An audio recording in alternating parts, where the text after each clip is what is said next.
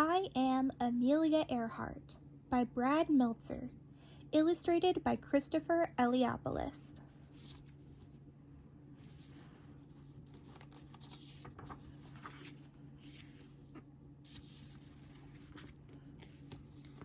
For Lila, my daughter, who makes me feel like I'm soaring.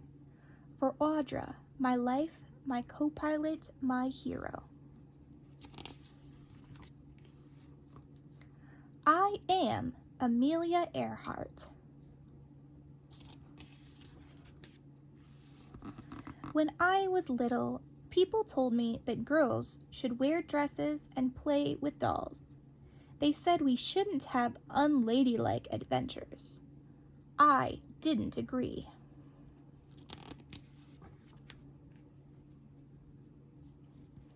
In fact, when I was 7 years old, my sister and I decided to build our own roller coaster in our backyard. We placed 2 planks of wood up against the side of our tool shed. Grandma's not going to like this. The cab was a wooden packing box with roller skate wheels attached to the bottom. We greased the wood with lard so we'd move super fast. Amelia, are you sure this is a good idea? This isn't a good idea, it's the best idea. Of course I got to ride first. This was my moment. Here we go in 3, 2. I still remember the wind in my face. My stomach seemed to sink. I was flying.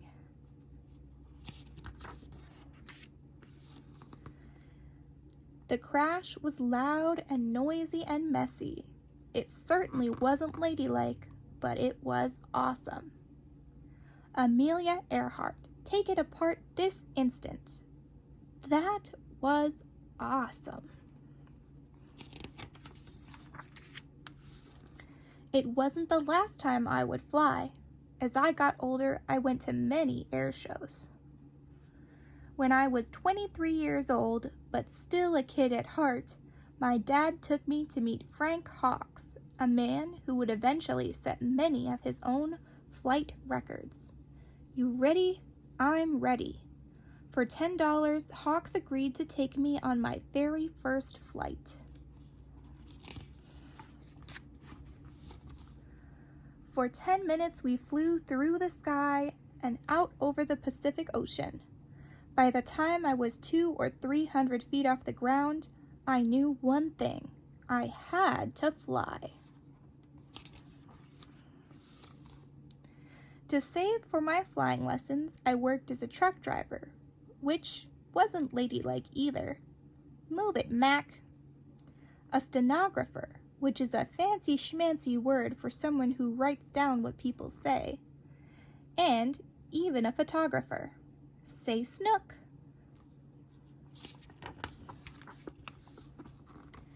Six months after I learned to fly, I bought a bright yellow used biplane that I named Canary. Canary is a cool name for a plane, right? This is my instructor, a woman named Netta Snook. That's her real name. But here's my secret. I wasn't a natural. I wasn't the best pilot. I just worked harder than anyone else. That's enough flying for today. No, I can do better. One more flight.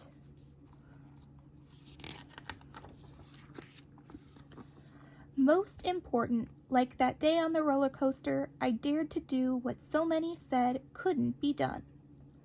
A girl flying across the Atlantic? Amelia, you sure this is a good idea? This isn't a good idea. It's the best idea. I became the first woman to fly across the Atlantic Ocean, and then the first woman to fly by myself across the Atlantic Ocean. Back then, people took boats to get to Europe, sailing for weeks. Planes were still a new thing. In fact, on the day I took off, one magazine ran an article that said women would never be able to fly that far. But I did. To do it, I had to fly for 14 hours and 56 minutes with no rest, no break. Sometimes the sun was so blinding I could barely see where I was going. In the process, I also broke the record for crossing the ocean in the shortest time, doing it faster than any man or woman ever. This is awesome.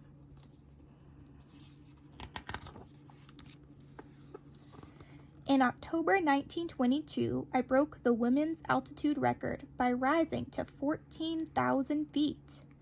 And in July 1930, I set a speed record of over 181 miles per hour.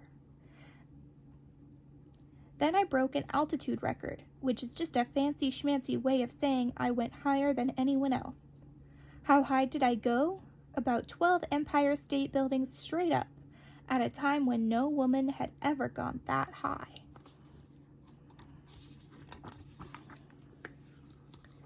In my life, I took many flights. Every single time, there was someone who said that I wouldn't be able to do it. Never let anyone stop you. Whatever your dream is, chase it. Work hard for it. You will find it. It is the best lesson I can give you.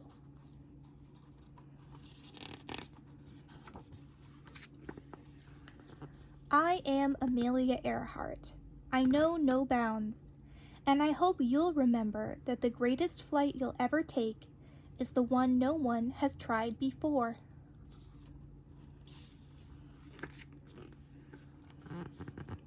Never interrupt someone doing what you said couldn't be done. Amelia Earhart.